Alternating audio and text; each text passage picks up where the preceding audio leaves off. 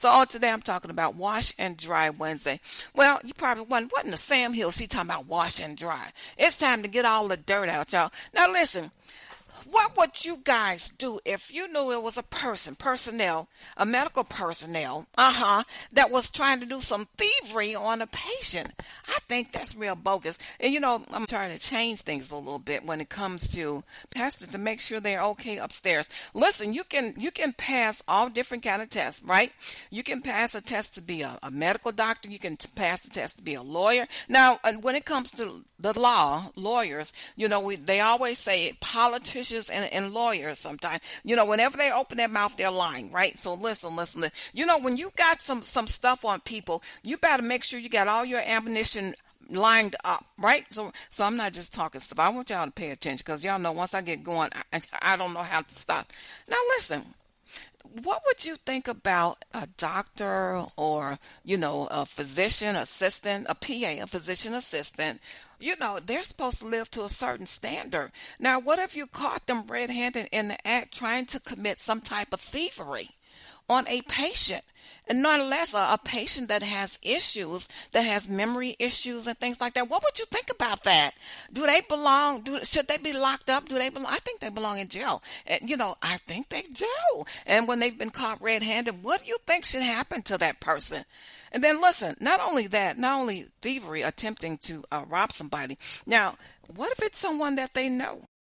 What do you do about that? What do you do with all that information? What do you do with a whole stack of information? What do you do with that? So I think it's just awful. I think it's awful. It's thievery. It's just thievery when you're trying, and you have papers. Now I can speak to this because this sort of thing happened to my husband.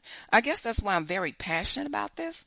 This happened to my husband. Let me tell you this. Then I'm going to get into the music. This happened to my husband. Most people, of course, people don't know my story when it comes to that.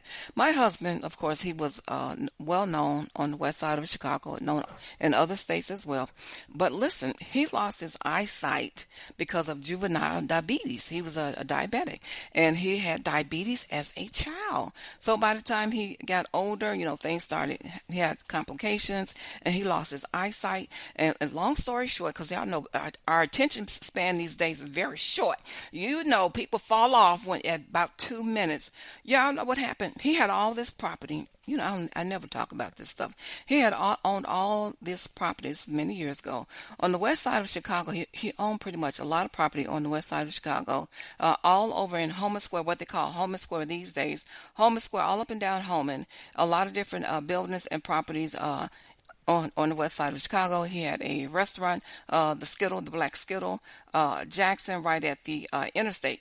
Not the interstate. I get, Chicago people don't say interstate. Right at the expressway. He had the Skillet right at the expressway. And he had a lot of different buildings. He had a building in Bellwood. He had a building in the city that he gave to his daughter and someone else. And so, listen, y'all know what happened. Now, he had a friend, a so-called friend, that did a Jimmy switch on him. He asked him, they were going to sign some paperwork. Now, this was before we got married. This is what happened. Now, it was a very well-known politician here in the city of Chicago that was involved in this scam and this thievery. And so my husband signed the papers, but now he was supposed to be signing something else. This is what he thought. This is what he thought. But the politician, the other person, had him to sign the document, and he signed all of his property over to this politician and someone else. That's thievery. And so they had a huge court case going on for many years, and he was trying to get his property back. And so, long story short, the reason why I brought that up, that's just an example of what happened with this medical person and thievery of a patient that had memory issues. Instead of explaining what's going on, what this person was signing, she covered up the papers and says, this is what it's going to be. And every time, now somebody else was in the room. It was 3 people that was in the room. And so the third party would turn around, check out, make sure everything is okay. And every time the third party would make sure everything's okay, they would cover up everything so they could not read and see what was going on. So anyway, long story short, it was thievery, my friend. So the bottom line is, when the dry, now that's the wash, but it came out in the dry. So So when all the papers came back, all the names are all mixed up and incorrect. You hear what I'm saying? So the person did this intentionally. It was not a mistake. It was no. It was not a mistake. It was intentional. Intentional. It was three people in the room. The two people that was involved, and there was a third party that was witnessing. So now listen, that was intentional. And that's not the only thing. So that's why I say people need to take an exam when they're going to be a physician assistant, if they're going to be a lawyer. They need to take some exams for their head to make sure they're not cuckoo in their head.